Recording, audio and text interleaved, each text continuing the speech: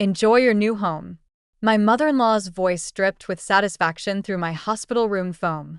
I changed all the locks while you were getting your precious surgery. Amanda deserves this house more than you ever did. I lay in my hospital bed, still groggy from the anesthesia. But my mind was surprisingly clear. 6 hours of spinal surgery, and this is why I wake up to my mother-in-law giving my house to my sister-in-law. Are you even listening? She demanded. We're having a little housewarming party right now. Everyone agrees Amanda should have it. After all, she's actually family. In the background, I could hear laughter, glasses clinking, and my sister-in-law Amanda's distinctive voice saying something about redecorating the master bedroom. My master bedroom? Thank you for letting me know, Patricia, I said calmly. The lack of reaction in my voice clearly threw her off. That's all you have to say, she sputtered. For now, enjoy the party. I hung up and closed my eyes, letting a small smile play across my lips. Patricia had no idea she just walked right into my trap.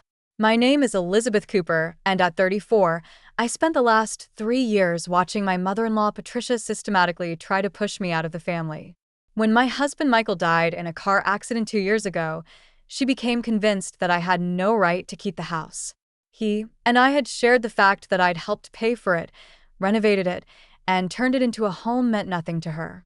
Family property should stay in the family, she'd say at every opportunity, staring pointedly at me. By family, she meant her precious daughter Amanda, my sister-in-law who'd never worked a day in her life, but somehow deserved everything more than I did.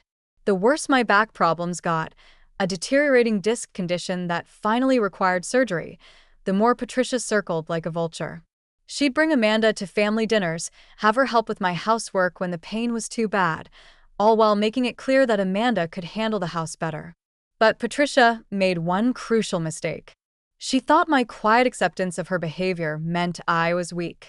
She had no idea that every snide comment, every manipulative move, every attempt to push me out had been carefully documented, photographed, and filed away. I reached for my phone again, this time calling my lawyer David. They did exactly what we expected, I said when he answered. Patricia changed the locks and moved Amanda in while I was in surgery. They're having a party right now. Perfect, David replied, and I could hear him shuffling papers. The security cameras caught everything. Every moment, I confirmed, including Patricia using the spare key she claimed she'd lost last month. 6 months ago, when my back pain had become nearly unbearable, I'd started preparing. I knew Patricia would make her move when I was at my most vulnerable. So I'd installed security cameras throughout the house, documenting every conversation, every threat, every time Patricia brought prospective buyers by when she thought I was at physical therapy. What about the property transfer documents? David asked, still locked in my office safe. The ones Patricia thinks she found in my desk drawer are very convincing copies. I smiled, remembering how I'd left them there as bait, watching through the cameras as she discovered them 2 weeks ago. The documents suggested that Michael had left the house jointly to Amanda and me, something Patricia had been desperately trying to prove since his death.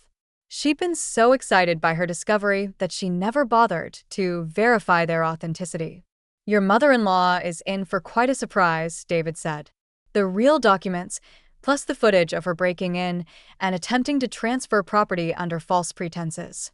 She's going to regret this little housewarming party. I heard more laughter floating through the phone from the party happening in my house. Patricia's voice carried clearly, finally, the house is back with its rightful owner. No more putting up with that gold-digging widow. Let them celebrate, I said quietly. Everything is falling into place exactly as we planned. Rest up and focus on your recovery, David advised. I'll file everything first thing Monday morning.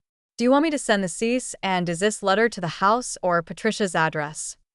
The house, I decided. I want Amanda to see it too. They should both understand exactly what they walked into. After hanging up, I adjusted my hospital bed and looked out the window at the setting sun. 2 years of watching, waiting, and documenting every move Patricia made. 2 years of playing the grieving, passive widow while she plotted to take everything Michael and I had built together. The nurse came in to check my vitals, frowning at my elevated heart rate. Try to stay calm, she advised. You need to rest after major surgery. If only she knew that my racing pulse had nothing to do with pain and everything to do with anticipation. Patricia thought she was finally getting her victory, giving my home to her daughter, while I was too weak to fight back. Little did she know every decoration they hung, every celebration drink they poured, every moment they spent plotting in my house was being recorded, documented, and added to the already substantial case against them. I picked up my phone one last time, looking at the security camera feed for my house. Patricia and Amanda were in my living room already measuring for new curtains. The party guests, mostly Patricia's friends, were wandering through my home like they owned it, probably all congratulating themselves on finally getting rid of me. Enjoy it while you can, I whispered, turning off the feed. You have no idea what's coming. Let them have their party. Let them think they've won. On Monday morning, they'd learn exactly why you should never underestimate a quiet woman with a good lawyer and a long memory. I closed my eyes, finally allowing myself to rest. For the first time since Michael's death, I felt at peace. Patricia's time was running out, and justice was about to be served. The following Monday morning, I was still in the hospital focusing on my recovery when David's text arrived. Papers delivered, waiting for the fireworks. Right on, I replied. My phone rang. Patricia's name flashed on the screen, but this time, her voice wasn't smug. It was shrill with panic. What is she demanded. These papers the lawyer just delivered. This has to be a joke. I adjusted my hospital bed, making myself comfortable for what promised to be an interesting conversation. Oh, you mean the cease and desist letter? The evidence of breaking and entering, the fraudulent attempt to transfer property. No. Oh, Patricia, it's not a joke. But the documents. I found them in your desk. The house belongs to Amanda, too. Her voice cracked with desperation. Those documents. I couldn't help but smile. The ones you stole from my desk when you thought I was at physical therapy. Check the letterhead carefully, Patricia. They're quite convincing copies, aren't they? The silence on the other end was deafening. I could almost see her frantically examining the paper, finally noticing the subtle inconsistencies we planted. You set this up, she whispered. I had a lot of time to think during those sleepless nights when my back pain was at its worst, I explained calmly. Time to watch you and Amanda plotting, measuring my furniture, planning how you'd redecorate once you got rid of me. The security cameras caught everything. By the way, every conversation, every unauthorized entry, every potential buyer you brought through my house. Security cameras?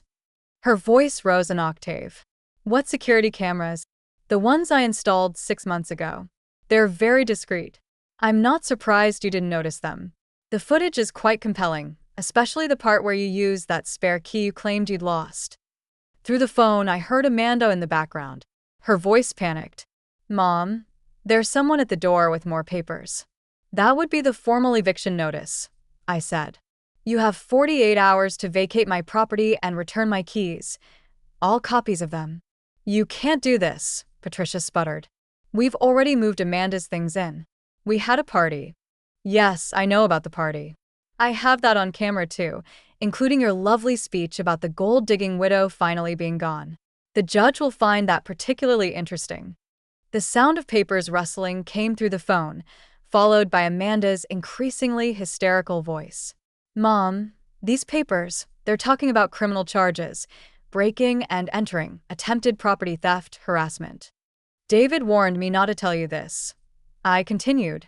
But the security footage has already been submitted to the police. They're very interested in the pattern of behavior it shows. Patricia's breathing had become shallow and rapid. The police? But we're family. Family? I let out a bitter laugh. Is that what you call it?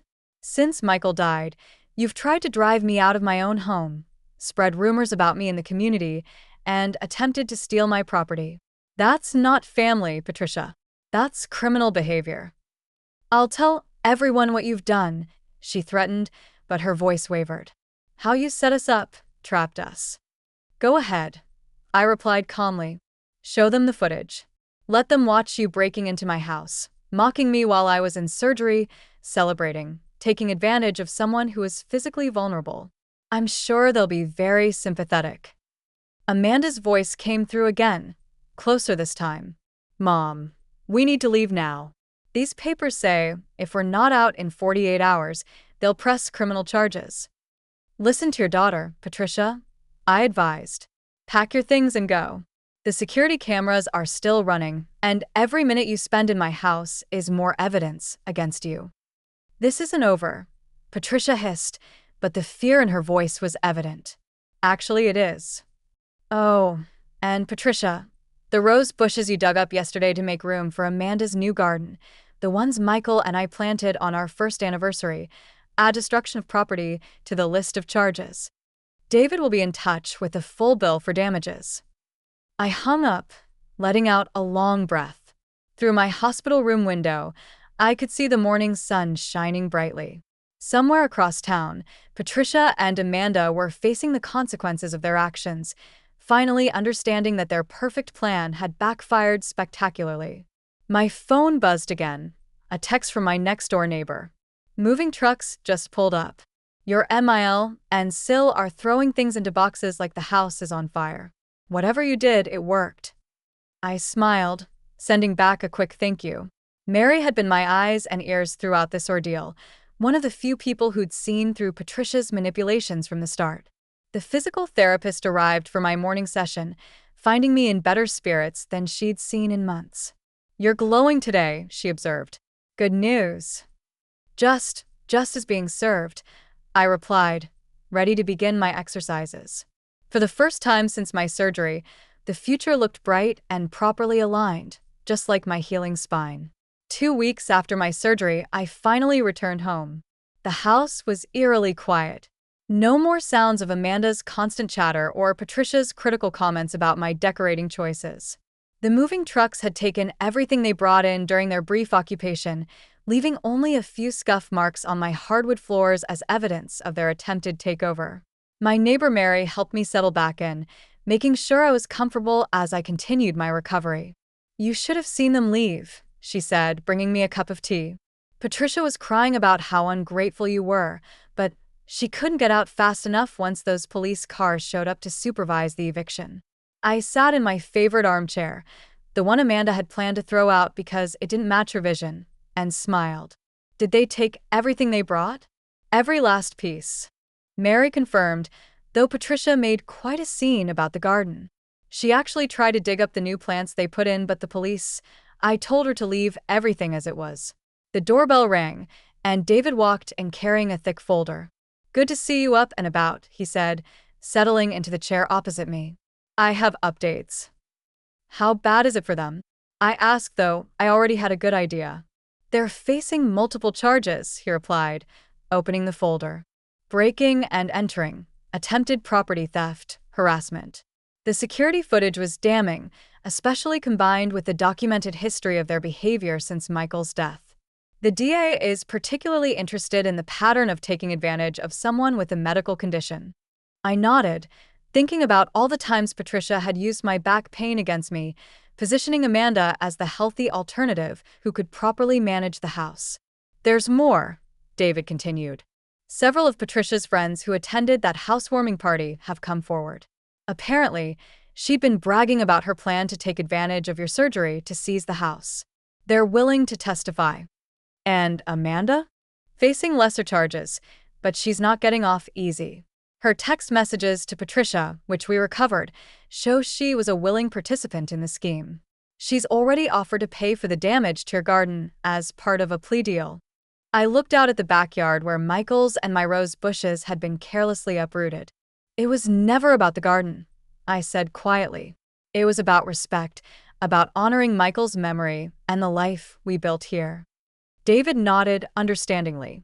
Speaking of Michael, he said, pulling out another document, the trust he set up, the one Patricia never knew about, is now fully accessible. You can start the renovation work you two planned whenever you're ready. Tears welled up in my eyes. Michael and I had dreamed of adding a sunroom, creating a space where we could watch the sunset together. After his death, I put those plans aside, too focused on defending our home from his family's schemes. Patricia and Amanda are prohibited from contacting you, David continued. The restraining order is in effect. They can't come within 500 feet of the property. Later that evening, after David left, I sat in the backyard watching the sunset. The space where our rose bushes had been looked empty, but I already had plans for new plants, not to replace the memories, but to create new ones. My phone buzzed with a text from Amanda. I'm sorry. I know it doesn't fix anything, but I'm sorry I didn't respond. Some bridges, once burned, shouldn't be rebuilt. A week later, I received an invitation to a family gathering from Patricia's sister, Jane. Her message was clear. What Patricia and Amanda did was wrong, but you're still family to some of us. I thought about it for a long time before replying, thank you, but my family is the one I choose now, the one that respects boundaries and honors Michael's memory. As my back healed and strength returned, I began planning the sunroom addition. The contractor started work in the spring, and by summer I had the perfect space to watch the sunset, surrounded by new rose bushes and the memories of the life Michael and I had shared. Patricia and Amanda eventually moved to another state, their reputation in our community thoroughly destroyed. Sometimes I heard snippets about them through mutual acquaintances, Patricia's bitter complaints about her ungrateful daughter-in-law, Amanda struggling to find work with a record, but their stories weren't mine anymore. I had reclaimed not just my house, but my peace. The security cameras stayed up, not out of fear, but as a reminder that sometimes the quietest person in the room is the one you should watch out for. On what would have been Michael's and my anniversary, I sat in our new sunroom, surrounded by blooming roses and the warm glow of sunset. You would have loved this view, I whispered to his memory, and you would have been proud of me for fighting back. The house was quiet again, but this time it was a peaceful quiet, the kind that comes with knowing you've stood your ground and won. Not just the battle for your home, but for your dignity and self-respect.